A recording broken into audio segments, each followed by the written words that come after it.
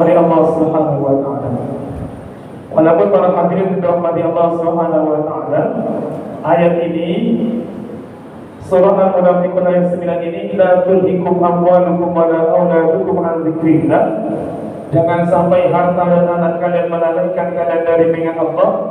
Yang dimaksud zikrullah di sini adalah as-salawatul khams, salat 5 waktu. Ini hampir semua mufassir mentafsirkan jangan sampai anak dan istri kalian melalaikan dari mengingat Allah. Itu dimaksud mengingat Allah adalah salat 5 waktu. Itu kebanyakan yang ditafsirkan oleh para ulama. Maka sebenarnya tidak masalah, silakan kerja, silakan berprofesi, berbagai macam aktivitas, berdagang, kemudian di kantor pegawai, tidak masalah. Yang penting sebagaimana yang disebutkan dalam Al-Quran surah An-Nur ayat 37, rijalun la tulhihim tijaratu wa la bay'un 'an dzikrillah wa iqamis shalah. Mereka, kata Allah, orang-orang yang perniagaan dan jual belinya tidak melalaikan dari mengingat Allah dan menegakkan salat. Maka kata Sayyidina Abdullah bin Umar, ayat ini bercerita tentang keadaan para sahabat. Jadi ketika di pasar, Sayyidina Abdullah bin Umar itu menyaksikan ketika dikumandangkan azan, uqimatus shalah, ditegakkan salat, dikumandangkan azan, maka saat itu juga seluruh para sahabat itu langsung mereka aghlabu hawanitahum pada qalil masjid. Mereka ketika dengar azan itu, kata Sayyidina Abdullah bin Umar, langsung segera menutup toko-toko mereka. Artinya sahabat juga berdagang nanti, sahabat juga bekerja. Ada yang sebagai petani, ada yang pekebun, ada yang pedagang. Bahkan di sini Abdullah bin Umar menyebutkan aghlabu, mereka mengunci hawanitahum, jamak dari hanut itu toko. Hawanitahum, toko-toko, kedai-kedai mereka ditutup ketika dikumandangkan azan. Apa yang mereka lakukan? Ketika sudah ditutup tokonya, tinggalkan dulu perniagaan dan jual beli. Pada halul masjid, mereka langsung cepat-cepat menuju masjid. Turunlah ayat itu. Turun ayat itu pujian dari Allah. Pujian Allah kepada para sahabat. Surah An-Nur ayat 37. Rijalun la tulhihim tijaratu wa la bay'un 'an dzikrillah wa iqamis shalah. Orang-orang yang mereka ini tidak dilalaikan oleh perniagaan dan jual beli dari mengingat Allah dan menegakkan salat. Kemudian isi khutbah Nabi lagi yang didengar oleh Abdullah bin Abbas, wala tuksiru ahwa'akum ala ta'ati rabbikum. Janganlah kalian mendahulukan hawa nafsu kalian melebihi mentaati Tuhan kalian. Jangan sampai, kata Nabi, hawa nafsu kalian itu mengalahkan untuk mentaati Tuhan kalian. Artinya yang lebih didahulukan adalah mentaati Allah daripada mengikuti keinginan nafsu. Dan hampir rata-rata perintah Allah itu bertentangan dengan nafsu. Rata-rata perintah Allah, larangan Allah itu bertolak belakang dengan nafsu. Contoh, nafsu pengennya pada waktu dingin, malam, subuh hari. Itu kalau ngikuti nafsu pengennya tidur. Mata itu Masya Allah enak betul, berselimut, hujan lagi. Nah kalau ngikuti nafsu maka enaknya tidur. Tapi kata Nabi, jangan dahulukan mentaati Tuhan kalian. Akhirnya dia kalahkan nafsu, dia tunaikan ketaatan kepada Allah, tinggalkan nafsu, tidur, dia tetap bangun untuk melaksanakan salat subuh. Nafsu pengennya malas-malas. Kalau diikutkan keinginan nafsu pengennya ngapain di rumah, ya, atau mimpi gitu. Tapi ada perintah Tuhan, apa itu? Untuk ilmu. Maka dia tinggalkan nafsu itu, biar dia tidak nyantai-nyantai. Yang penting mentaati Tuhan. Nah, Bapak Ibu dirahmati Allah. Maka dalam satu riwayat Nabi Ibrahim itu ditanya, kenapa engkau wahai Ibrahim dijadikan Khalilullah, kekasih Allah. Ternyata salah satunya itu karena Nabi Ibrahim lebih memprioritaskan ketaatan pada Allah, perintah Allah melebihi daripada yang lain. Kata beliau, aku dijadikan Allah sebagai kekasihnya dengan sebab tiga perkara. Apa itu? Ikhtartu amrallah ala amri ghairi. Yang pertama, amalanku adalah selalu mendahulukan apa yang diperintahkan Allah melebihi yang lain-lain. Pokoknya kalau berbenturan ini antara perintah Allah dengan yang lainnya, maka aku dahulukan perintah Allah. Ini yang pertama. Yang kedua, kata beliau, wa ma hamantu bima takaffala Allah. Aku tidak pernah risau sesuatu yang sudah dijamin oleh Allah, rezeki. Artinya tidak sampai gelisah, kemudian hidupnya tuh tidak tenang, penuh dengan dirundung dengan kesusahan. Tidak pernah. Artinya beliau ini husnuzon dengan Allah. Tidak pernah khawatir, cemas terhadap sesuatu yang sudah dijamin oleh Allah. Kemudian yang ketiga, kata beliau, wa ma ta'asyaitu wa ma tawaddaitu illa ma'adhaif. Amalan ketiga yang menjadikan aku ini di antara asbab dipilih oleh Allah menjadi kekasihnya, dan pernah makan, baik makan siang maupun makan malam, kecuali selalu bersama tamu. Nah, ini yang berat ini. Sumpit ini, ada yang berat ini. Sampai Nabi Ibrahim itu dalam riwayat, rela berjalan bermil-mil, jangan makan kecuali harus ada tamu yang menemani makan. Jangan makan kecuali harus ada tamu yang ikut bareng makan dengan Nabi Ibrahim. Nah, ini yang termasuk sulit, luar biasa. Makanya Nabi Ibrahim itu dijuluki dengan Abu Dhaif, bapaknya tamu, karena paling suka jamu tamu. Sampai-sampai termasuk keinginan Nabi Ibrahim itu saking suka jamu, beliau pengen jamu umatnya Nabi Muhammad. Ketika itu Nabi Ibrahim ingin menjamu umat Nabi Muhammad. Bagaimana caranya? Akhirnya minta izin pada Allah supaya bisa menjamu umat Nabi Muhammad. Karena saking merasa istimewanya umat Nabi Muhammad, beliau pengen juga menjamu umat Nabi Muhammad. Akhirnya sama Allah diizinkan dengan cara disuruh malaikat Jibril mengambil kapur di surga. Kapur itu bukan kapur apa tulis, kapur dikasihkan ke Nabi Ibrahim. Kemudian Nabi Ibrahim ditiupkan itu kapur, maka kapur itu bertebaran di gunung-gunung. Itulah dijadikan oleh Allah sebagai garam. Maka garam itu yang kita rasakan, terutama garam gunung, itu adalah jamuannya dari Nabi Ibrahim untuk umat Nabi Muhammad SAW. Saking senangnya jamu tamu sampai kepikiran nak jamu umatnya Nabi Muhammad SAW. Jadi di antara asbab beliau dipilih oleh Allah menjadi waliullah tadi, yang pertama adalah lebih memprioritaskan ketaatan kepada Allah melebihi dari yang lain-lainnya. Kemudian Nabi juga melanjutkan khutbahnya, wala taj'alu aymanakum zari'atan ila ma'asikum. Jangan kalian jadikan sumpah-sumpah kalian untuk melangsungkan maksiat kalian. Jadi ini pentingnya hati-hati dalam bersumpah. Kata Nabi, jangan sampai kamu tuh saking ingin mewujudkan perbuatan maksiatmu itu kamu rela bersumpah. Jangan. Itu nanti jatuhnya sumpah palsu. Sumpah palsu. Dan ini biasa terjadi sering di mana? Sering terjadi di saat terjadinya transaksi jual beli. Sumpah demi Allah, gini, hati-hati. Karena nanti Nabi sering nyinggung orang yang keseringan bersumpah di saat berjual beli. Makanya bersumpah ini, para hadirin, Imam Syafi'i radhiyallahu anhu seumur hidup dan pernah bersumpah. Beliau mengatakan, ma halatu billah shadiqan wa la kadhiban qattu. Aku dan pernah bersumpah dengan menyebut nama Allah, karena bersumpah itu yang berlaku adalah demi Allah atau yang semisal.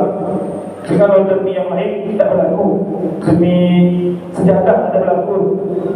Ya, sumpah yang dipakai itu adalah yang sehingga kalau dilanggar bisa kena kafarah puasa 3 hari, memberi makan 10 orang miskin, dan memberi makan itu adalah sumpah yang memang menggunakan nama Allah, demi Allah dan nama-nama Allah yang lain. Tapi kalau demi masjid itu tidak masuk. Yang berlaku adalah demi Allah. Nah, maka Imam Syafi'i itu adalah pernah bersumpah, baik kata beliau aku berkata jujur maupun aku berdusta, sekiranya berdusta, beliau tidak pernah bersumpah. Saking mengagungkan asma Allah, nama Allah, tidak pernah bersumpah. Apalagi sampai bersumpah untuk melangsungkan maksiat itu.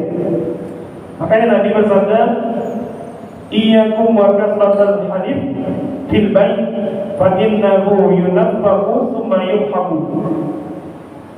Jauhilah olehmu banyak bersumpah ketika berjual beli. Di mana tadi? Orang kalau sering bersumpah saat jual beli, itu akan melariskan dagangan. Fa innahu yunaffaqu, akan melariskan dagangan di awal. Tapi lanjut ke tadi, selepas itu summa yumhaqu, selepas itu akan dicabut keberkahan jual beli. Dicabut. Kan kalau bersumpah kan orang yakin, demi Allah ini saya modalnya sekian, inilah untungnya. Kalau benar alhamdulillah, tapi kalau berdusta, itulah yang dimaksud Nabi, jangan jadikan bersumpah itu untuk melakukan kecurangan. Bahkan para hadirin dirahmati Allah Subhanahu wa taala, dalam riwayat Imam Muslim itu ada yang lebih dahsyat lagi. Salah satu nanti itu di akhirat ada 3 golongan.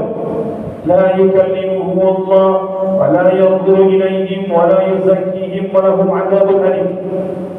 3 golongan yang kata Nabi, Allah tidak akan ngajak bicara, tidak memandang dengan pandangan rahmat, tidak mensucikan mereka, dan mereka dapat azab yang pedih. Siapakah 3 golongan itu? Yang pertama yaitu al-musbil. Al-musbil, orang yang isbal. Ini dalil kawan sebentar. Allah nanti di akhirat tidak mandang orang yang isbal. Isbal itu apa, Bapak Ibu? Isbal itu baju, kain, atau celana melewati mata kaki, menyeret sampai melewati mata kaki. Wah, makanya ada yang agak fanatik itu. Kok celana melewati mata kaki, kena ancaman ini, dapat azab masuk neraka. Maka ada tidak boleh. Celana, kain, jubah, kok melewati mata kaki, kena ayat ini, kena ancaman ini. Jadi gimana menyikapinya? Maka dalam pandangan Imam Mazhab, menurut Imam Mazhab kita, Imam Syafi'i, Imam Hanafi, yang dilarang itu tidak boleh melewati mata kaki, memakai pakaian, celana, kain dan sebagainya, kalau ada unsur kesombongan. Kalau tidak. Kalau tidak ada unsur kesombongan, masalah hukumnya mubah, boleh saja. Jangan langsung vonis. Kan ada ayat, ada sabda Nabi, ma'asfala minal ka'bayn minal izar finnar. Siapa yang kainnya melewati mata kaki, neraka. Oh, tidak seperti itu. Imam Abu Hanifah itu pernah beli baju harganya 400 dinar. 1 dinar harganya 2 juta. Berapa tuh? Satu pakaian beliau itu, satu setel ya, 400 dinar. Ya, 400-nya mahal. Ternyata kainnya itu akan melewati mata kaki. Ini Imam Abu Hanifah, Imam Mazhab. Maka karena melihat itu ada yang bertanya, komplain, awalasna nuhina an dzalik. Wahai imam, bukankah kita dilarang melebihkan pakaian melewati mata kaki? Apa kata Imam Abu Hanifah? Imam Abu Hanifah mengatakan bahwasanya kata beliau, inna dzalika innama dzalika lidzawil khuyala wa lasta minhum. Itu orang yang diancam oleh Nabi, orang yang mata kain melewati mata kaki, diancam masuk neraka itu bagi mereka lidzawil khuyala yang ada unsur kesombongan. Wa lasta minhum, dan aku maka itu bukan karena sombong, tidak masuk. Makanya fatwa mazhab Imam Syafi'i, kalau kita pakai celana lebih melewati mata kaki, selagi tidak ada niat sombong, tidak masalah. Karena memang tradisi orang Arab, bentuk kesombongan mereka itu adalah dengan melebihkan kain melewati mata kaki.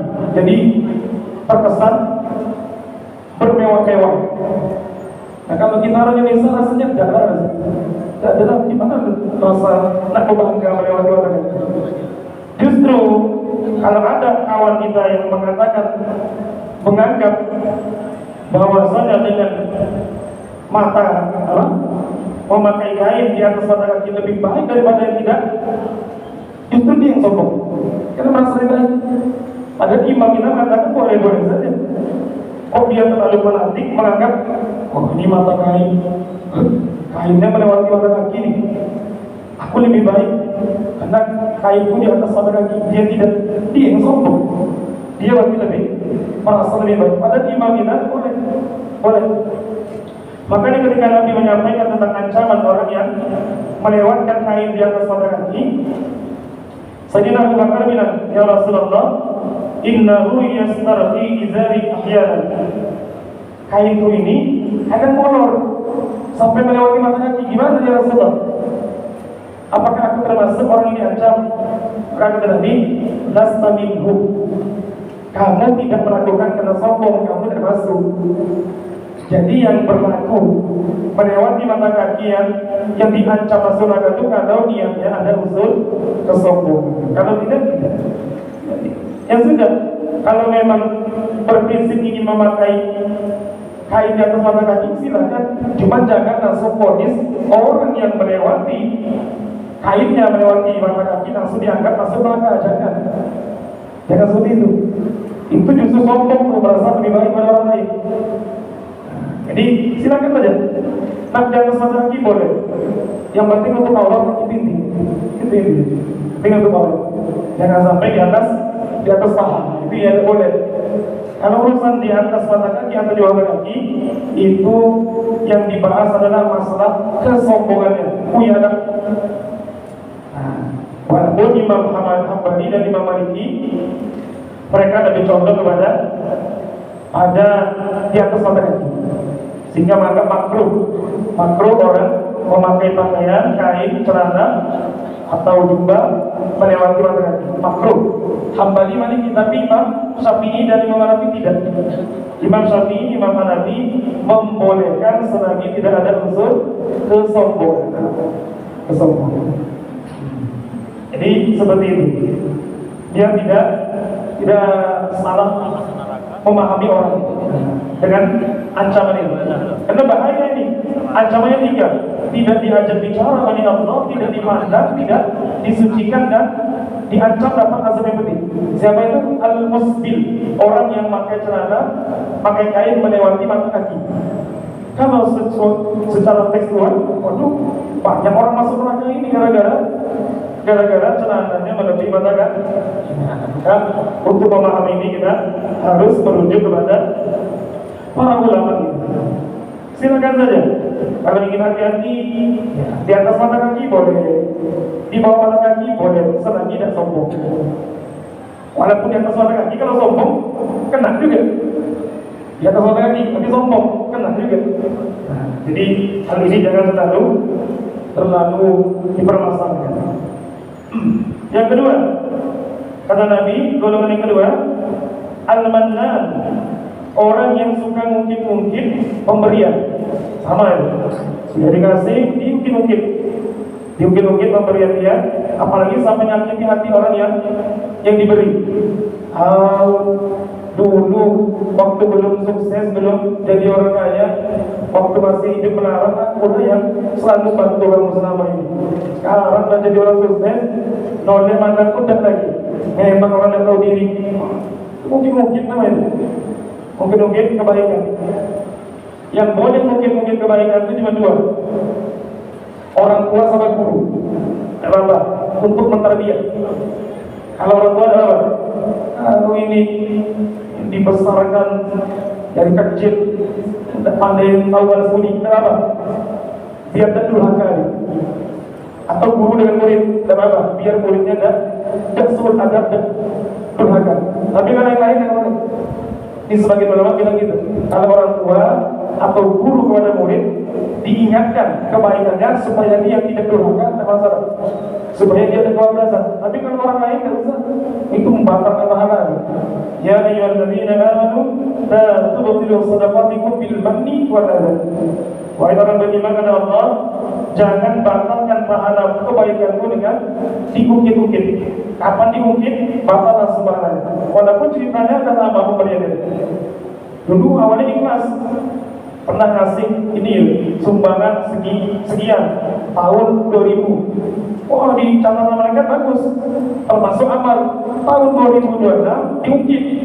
Dulu aku yang hapus, batal jadi pahala bisa batal, artinya terhapus dengan diungkit-ungkit. Sudahlah terhapus, termasuk orang yang tidak dipandang oleh Allah. Di golongan yang kedua. Kemudian kata Nabi yang ketiga adalah ini, al-munfiqu sil'atahu bil halifil kadhib, orang yang melariskan dagangannya dengan cara sumpah palsu. Demi melariskan dagangan dia bersumpah dengan sumpah bohong. Demi Allah, ini barang bagus. Demi Allah, ini saya beli modalnya sekian, untungnya sekian. Padahal tidak seperti itu kenyataannya. Dia bersumpah itu hanya untuk supaya meyakinkan orang saja. Padahal dia berbohong. Orang semacam ini, dia nanti di akhirat tidak akan dipandang oleh Allah Subhanahu wa Ta'ala. Kemudian Nabi juga bersabda dalam khutbahnya, wa hasibu anfusakum qabla an tuhasabu. Hisablah diri kalian, hitunglah diri kalian sebelum tiba masanya kalian akan benar-benar dihisab di akhirat. Jadi disuruh muhasabah, menghitung-hitung muhasabah apa yang telah diperbuat selama ini. Mana baik yang lebih banyak atau yang buruk lebih banyak. Kita saja para hadirin di dunia saking takut rugi saja pakai perhitungan, ya, hitung-hitung hari sekian, pengeluaran sekian, pendapatan sekian, modal sekian, untungnya sekian. Untuk urusan dunianya terus ada hitung-hitungan ya untuk supaya tidak rugi. Maka gitu juga lah dengan akhirat, kata para ulama. Hendaknya akhirat itu juga harus ada hitung-hitungan. Jangan sampai jadi orang yang rugi, dihitung-hitung, dihisap-hisap sebelum masanya datang hisab yang sebenarnya. Datang masa hisab yang sebenarnya. Wa mahidu laha qabla an tu'adzabu. Perbaikilah dirimu sebelum dirimu diazab. Wa tazawwadu lirrahil qabla an tas'aju. Berbekalah untuk keberangkatanmu sebelum nanti kamu dapat hal yang menggelisahkan di akhirat. Fa inna ma huwa mawqiful adl. Karena hisab itu adalah tempat yang sangat adil. Waktu bahul hakun, keputusan yang betul-betul hak, tak ada kekeliruan. Nanti itu di akhirat tempat yang paling adil yang di sana. Kalau di dunia ini tidak bisa kita, ada yang benar malah disalahkan, yang salah malah dibenarkan. Jadi kalau nak cari keadilan di dunia bukan tempatnya lah. Tidak bisa cari keadilan di dunia ini, susah. Tetapi kalau adil itu nanti perhitungan Allah itu betul-betul adil, dan ada yang dirugikan. Untung ada akhirat. Untung ada akhirat. Jadi berbatas itu. Kalau kita hidup cuma di dunia, waduh kecewa kita. Berapa banyak orang dirugikan gara-gara keputusan yang tidak adil. Tapi ingat, keputusan tidak adil ini akan dipertanggungjawabkan di akhirat. Di situ nanti keadilan yang sesungguhnya. Jadi kalau nak cari keadilan, memang bukan di dunia tempatnya. Cari keadilan nanti di akhirat. Ketika di akhirat nanti betul-betul adil. Makanya Allah dalam Al-Quran menyebutkan Innallaha la yadhlimu mithqala dzarrah. Sesungguhnya Allah tidak pernah berbuat zalim walaupun sebesar biji zarah. Dan akan berbuat zalim, betul-betul adil. Kebaikan seperti apapun kecilnya akan diberikan balasan. Keburukan sekecil apapun pasti akan diberikan balasan oleh Allah. Betul-betul adil, tidak ada yang luput. Sedikit pun ada yang luput. Bahkan kata Allah, saking rahmatnya Allah, wa in taku hasanatan yudha'ifha. Ini rahmatnya Allah. Allah tidak pernah mengurangi jatah atau mengurangi hak hamba-hambanya. Bahkan kalau hambanya melakukan kebaikan satu, nanti dilipat gandakan oleh Allah. Begitu rahmatnya Allah. Sampai tingkatan adilnya Allah dalam riwayat, orang kafir pun, kalaupun dia berbuat baik, yakni orang kafir, kalau dia dan kafir ya, kafir itu maksudnya dan mengakui Allah sebagai Tuhan. Maka kalau ada orang bilang, ini kadang ada orang non-Muslim lebih baik daripada orang Islam. Pencuri orang Islam atau orang Islam ya? Atau orang kafir dan non-Muslim, gimana tuh? Adil dan Allah. Nanti orang Islam mencuri, menzina, tapi masuk surga. Orang kafir tidak melakukan itu, bahkan dia malah berderma. Dia bagus jadi pemimpin, adil, peduli dengan rakyat. Ini adil dan Allah, kalau seperti itu. Kelihatannya masyarakat. Padahal tidak ada kejahatan yang melebihi daripada kekafiran. Bahkan melebihi berzina, melebihi merampok, melebihi membunuh. Iya. Kenapa? Karena tamsil atau gambarannya seperti ini. Di dalam sebuah rumah tangga ada anak-anak di rumah itu. Maka dia punya anak dua orang atau 3 orang. Anaknya ini sudah dirawat dari kecil, dinafkahi, dibesarkan, pokoknya diperhatikan sampai tumbuh besar.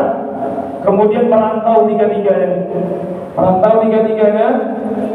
Nah, ketika ini tiga-tiganya ini jadi orang beda-beda nasibnya. Yang satu berhasil dari segi duniawi, yang duanya tidak. Bahkan yang duanya ini bahkan mungkin bisa dikatakan mengecewakan. Yang menguntungkan orang tuanya, hidupnya tidak sukses dari duniawi. Yang satu ini sukses, tapi sikapnya beda. Ketika balik kampung, yang dua yang hidup melarat, yang mengecewakan orang tua ini masih ngaku orang tuanya sebagai orang tuanya. Sekecewa-kecewa orang tua dengan dua anak ini, tetap dia ngaku ini anak dia. Walaupun mungkin kecewa, kena gagal, ya. Tetapi yang satu ini kelihatannya wah luar biasa, dielu-elukan oleh masyarakat, berhasil, orangnya baik. Tapi sayang, ketika ditanya, mana orang tuamu? Saya ada punya orang tua. Dan itu bukan orang tuamu. Mana? Saya punya orang tua itu, orang miskin. Saya ini orang kaya. Dia tidak mengakui orang tuanya sebagai orang tuanya. Maka seperti apapun kelihatannya dia hebat, tetap ini anak yang paling kurang ajar. Sama orang yang itu. Sebaik apapun kebaikan yang dilakukan, tetap dia kurang ajar. Karena diberi rezeki oleh Allah, diberi hidup oleh Allah, dan mengaku Allah sebagai Tuhan dia. Orang Islam, sejahat-jahat orang Islam, tetap mengaku Allah itu sebagai Tuhan dia. Seperti tadi, dua anak tadi mungkin kecewakan orang tuanya, tapi dia tetap diakui sebagai anak, karena anaknya masih mengaku dia sebagai orang tuanya. Jadi tidak bisa. Sebaik apapun orang kafir, orang yang tidak beriman pada Allah, itu tidak bisa mengungguli sejahat-jahatnya orang yang mengakui Allah sebagai Tuhan. Tapi tetaplah adil Allah. Bagaimana bentuk keadilan Allah? Dalam riwayat, cara Allah berlaku adil dengan orang kafir atas kebaikan yang mereka lakukan, mereka diberikan kehidupan yang nyaman, diberi rezeki mudah, lancar, ya, akan diberikan juga pada saya itu di dunia. Maka kalau ada orang yang tidak beriman pada Allah, bagus hubungan sesama hamba Allah, biasanya nanti hidupnya enak dibuat Allah. Itu sebagai balasan di dunia. Kenapa? Karena jatah balasan tidak ada di akhirat. Dan pokoknya diberikan sehabis-habisnya oleh Allah. Makin baik dia, makin dimudahkan urusan dunia dia. Itu sebagai bentuk balasan kebaikan dia. Allah dan mau balas di akhirat. Karena jatahnya akan ada. Begitulah adilnya Allah. Sekalipun dan dihakimi sebagai Tuhan dia, Allah tetap berlaku adil. Orang kafir sekalipun kalau berbuat baik, tetap dibalas dengan kebaikan. Tapi di akhirat balasan di dunia, rezekinya lapang, hidupnya sehat. Ya, coba dia. Makanya Allah begitu adil sampai sebegitunya terhadap hamba. Walaupun dengan orang yang tidak beriman, kok melakukan kebaikan, tetap dibalas oleh Allah. Walaupun balasannya hanya di dunia. Makanya masyhur itu cerita, ketika malaikat maut itu dibuat bingung oleh dua keadaan. Ada orang Islam di padang pasir mau meninggal haus, ternyata sampai meninggal dan dapat minum, dicabut ruhnya. Kemudian ada lagi orang kafir mau meninggal haus, tiba-tiba diberi minum oleh Allah, melewati keluarga dia, dapat minum dia, baru dicabut oleh malaikat Israfil. Maka malaikat bertanya, ya Allah, ini gimana maksudnya ini? Adakah kasihmu orang beriman meninggal dalam keadaan haus, engkau biarkan dia kehausan? Ini ada orang yang tidak beriman meninggal dalam keadaan haus, engkau berikan minum di akhir hayat dia. Maka kata Allah, wahai malaikat, sesungguhnya itulah bentuk kasih sayangku. Orang beriman tadi, hambaku yang beriman, itu kekasihku. Nah, dia itu, karena kekasihku, aku akan memuliakan dia, memberikan balasan yang sempurna di akhirat, sementara dia masih punya dosa, punya kesalahan yang tidak bisa dihapus kecuali dengan diwafatkan dalam keadaan kehausan. Aku tidak mau menyiksa dia di akhirat, maka aku balas dia di dunia supaya dia merasakan pedihnya azab di akhirat. Sebaliknya orang kafir yang musuhku tadi, dia itu masih punya kebaikan yang belum aku berikan balasan, dan aku tidak mau kasih balasan di akhirat. Aku berikan balasan di dunia dengan memudahkan dia mendapatkan keinginan dia, minum air ketika mau meninggal dunia. Jadi sampai segitunya. Makanya para hadirin dirahmati Allah Subhanahu wa taala, bahkan kata para ulama, orang iman sakit yang dirasakan ketika sakratul maut itu pun sebagai penebus dosa yang Allah berikan ke dia. Tapi kalau orang kafirnya, ini jangan terkecoh. Kok ada orang yang beriman matinya indah, itu bukan berarti itu husnul khotimah. Mungkin itu adalah balasan terakhir dari Allah atas kebaikan yang belum Allah sempurnakan di dunia. Karena Allah tidak mau balas di akhir. Wallahu a'lam bishawab. Baik, barangkali cukup sampai di sini pengajian kita pada malam ini. Mudah-mudahan diterima oleh Allah Subhanahu wa taala. Amin ya rabbal alamin. Dan kita dapat kepada majelis. Subhanallahumma wa bihamdika, asyhadu an la ilaha illa anta, astaghfiruka wa atubu ilaik.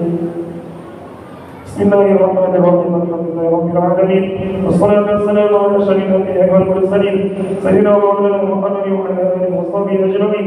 Allahumma anfa'na bima 'allamtana wa 'allimna ma yanfa'una wa zidna 'ilman wa ala kulli hal wa na'udzu billahi min hali ahli an-nar. Sallallahu alaihi wa sallam Muhammadin wa ala alihi wa sahbihi wa sallam. Walhamdulillahi rabbil alamin. Assalamualaikum warahmatullahi wabarakatuh.